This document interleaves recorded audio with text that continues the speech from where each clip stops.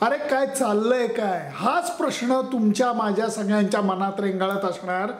भारतीय संघाने आव्हान उभं केल्यासारखं दाखवायचं आणि दक्षिण आफ्रिकन संघाच्या बॅट्समननी ते आव्हान कच्च्या काकडीसारखं खाऊन टाकायचं.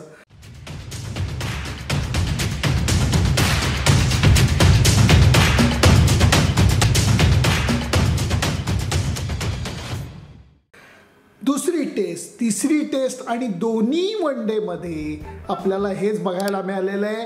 दक्षिण आफ्रिकेनी पहिली जी वन डे होती त्याच्यामध्ये पहिली बॅटिंग करून मोठं आव्हान उभं केलं. दुसऱ्या वेळेला भारतीय संघाने आव्हान उभं केलं, ते दक्षिण आफ्रिकेने सहजी पार केलं. याचा अर्थ स्पष्ट आहे की जशी 2-1 फरकाने कसोटी मालिका दक्षिण आफ्रिकेने जिंकली, तसंच आता 2-0 आघाडी, विजयी आघाडी दक्षिण आफ्रिकन संघाने भारतीय संघाविरुद्ध घेतलेली आहे. कारण दुसरा सामना सुद्धा मोठ्या फरकानं दक्षिण आफ्रिकेनं जिंकून दाखवलेला आहे. पहिली बॅटिंग करायची संधी भारताला मिळालेली होती. थोडीशी बरी सुरुवात झालेली होती, परंतु दरवेळेचं हे नाटक आहे की जरा भागीदारी रचली जाते असं वाटलं की कुणीतरी आऊट होणार. एकच फिल्डर जो डीप स्क्वेअर लेगला उभा होता, त्याच्या हातामध्ये स्वीपचा फटका शिखर धवननी मारला. शिखर धवन आऊट झाला. के.एल. राहुलनी एक बाजू लावून धरली, शांतपणे बॅटिंग केली, ज्याची थोडीशी गरज होती. परंतु विराट कोहली ज्या पद्धतीने आज आऊट झाला ते बघून मला क्रिकेटची भीती वाटायला लागली. कारण तुम्हाला सांगतो, कित्येक वेळेला तुम्ही मारलेले फटके सहज 2 फिल्डरच्या मध्ये जातात. चांगला फिल्डर तुमचा कॅच सोडतो, तुम्ही बोल्ड होता, अंपायर नो बॉल ठरवतो. तसंच तुमचे मिसटाईम शॉट हे 2 फिल्डरच्या मध्ये पडतात जेव्हा तुमचा फॉर्म चालू असतो.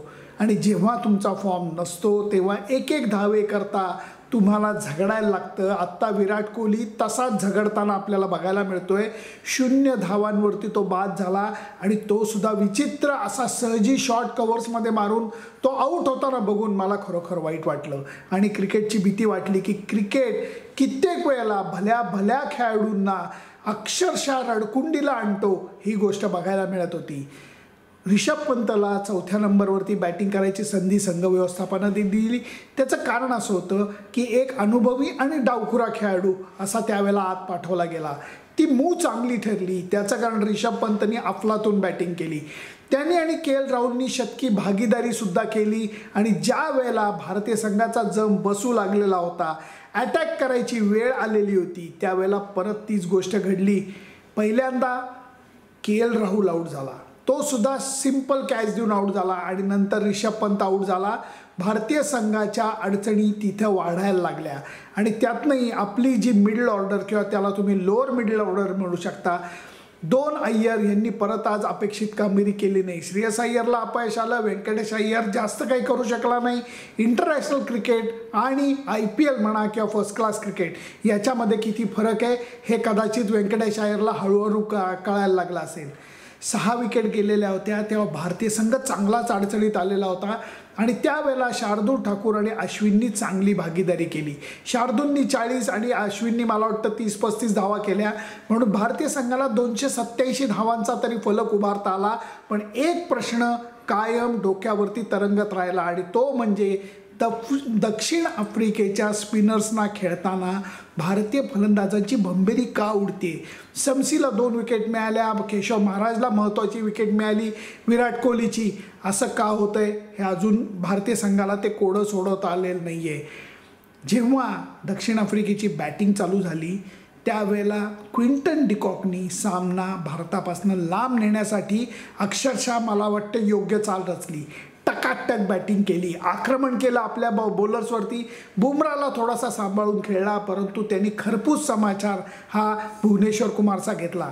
क्विंटन डिकॉकनी समोरचा बॅट्समन जानेमन मलान, गंमत बघा त्याचं नाव काय, जानेमन मलान, ह्याच्याबरोबर शतकी भागीदारी केली, ज्याच्यामध्ये मुख्य वाटा हा क्विंटन डिकॉकचा होता. मला वाटतं त्यांनी 78 धावा केल्या. नंतर मलांनी सुद्धा जम बसल्यानंतर तगडा आहे एकदम, त्याचे मसल्स असे दिसतात माहिती आहे का, असा तगडा तो बॅट्समन आहे, त्यांनी सुद्धा 90ची धावा संख्या पार केली आणि ह्या सुरुवातीच्या शतकी भागीदारीने एक जबरदस्त पाया हा दक्षिण आफ्रिकेच्या संघाचा रचला गेला आणि त्याच्यावरती कॅप्टन क्विंटन डिकॉक नाही, टेम्बा बहुमानी 35 आणि त्याच्यानंतर मार्क्रम आणि वॅन्डर डुसेननी बरोबर धावसंख्या वाढवत नेली. 35, 36, 37, 38 अशा तिघांनी धावा केल्या आणि संघाला सहजी विजय मिळवून दिला. भारतीय संघाच्या बॉलर्सना फक्त 3 दक्षिण आफ्रिकेच्या बॅट्समनना बाद करता आलंय. जे आपल्याला दुसऱ्या टेस्टमध्ये बघायला मिळालं 3 आऊट मॅच जिंकली, आपल्याला तिसऱ्या टेस्टमध्ये बघायला मिळालं 3 आऊट मॅच जिंकली. त्याचं जे पाठबळ होतं त्या तुलनेमध्ये पालचं विकेट म्हणजे फारच सोपं होतं. बॉल उसळी घेत नव्हता, बॉल वळत नव्हता, वळवता आला नाही किंवा उसळी घेता आली नाही. आपल्या बॉलर्सला अपयश परत जबरदस्त आलं. त्याचा फायदा दक्षिण आफ्रिकेच्या बॅट्समननी घेतला आणि आपल्या संघाला दर्जेदार विजय मिळवून दिलेला आहे. मी असं म्हणेन 2-0 फरकाने विजयी आघाडी ही यजमान संघाने घेतलेली आहे. भारतीय संघाला रिग्रुप करून परवाच्या दिवशी एकच दिवसमध्ये तिसरा आणि शेवटचा सामना खेळायचा नुसता नाही आहे तर जिंकायचा आहे. त्याचं कारण आत्ताच्या घडीला तरी दक्षिण आफ्रिकेचा दौरा हा नाट्यमय झाला आणि वाईट अर्थाने नाट्यमय झाला आहे. आघाडी घेऊन आपण टेस्ट सिरीज हारलो आणि 2 पहिल्या वन डे अगदी सहजी दक्षिण आफ्रिकेने जिंकून दाखवलेले आहे. मधल्या काळामध्ये विराट कोहलीनी टेस्ट कॅप्टनशिप सोडलेली आहे. या सगळ्याचे हादरे, या सुनामीसारखे हादरे हे भारतीय संघाला जाणवत आहेत. हे सगळं रिग्रुप करून तिसऱ्या शेवटच्या मॅचमध्ये दौऱ्याची सुखद सांगता करण्याकरता भारतीय संघाला खूप काही करायला लागेल. बॅट्समन आणि बॉलर ज्यांना अपयश येतं आहे त्यांना आता तरी थांबवून मला वाटतं 2-0 हारलं काय 3-0 हारलं काय जास्त फरक पडणार नाही, कारण मालिका तर आपल्या हातातनं गेलेली आहे. आता तरी तुम्ही वेगळ्या बॉलर्सना, वेगळ्या बॅट्समनना संधी देणार का? परत एक गोष्ट डोळ्यात खुपती आहे आणि ते म्हणजे कुठलाही खेळाडू, बॅट्समन असू देत, बॉलर असू देत, सलग 2 सामन्यामध्ये कामगिरी करत नाही आहे. शिखर धवननी पहिल्या सामन्यामध्ये मस्त बॅटिंग केली, दुसऱ्या सामन्यामध्ये काही नाही. पहिल्या सामन्यामध्ये विराट कोहलीने अर्धशतक केलं, दुसऱ्या सामन्यामध्ये काही नाही. पहिल्या सामन्यामध्ये राहुल अपयशी ठरला, दुसऱ्या सामन्यामध्ये त्याने अर्धशतक केलं. पहिल्या सामन्यामध्ये रिषभ पंत अपयशी ठरला, दुसऱ्या सामन्यामध्ये त्याने 80ची धावसंख्या केली. बॉलर्सचं तर मी बातच करत नाही, कारण त्यांना खरपूस मार, पहिली बॉलिंग असू देत, दुसरी बॉलिंग असू देत, खरपूस मार हा दक्षिण आफ्रिकेच्या बॅट्समननी दिलेला आहे. हीच गोष्ट आहे भारतीय संघाच्या अपयशाच्या कारणेसाठी.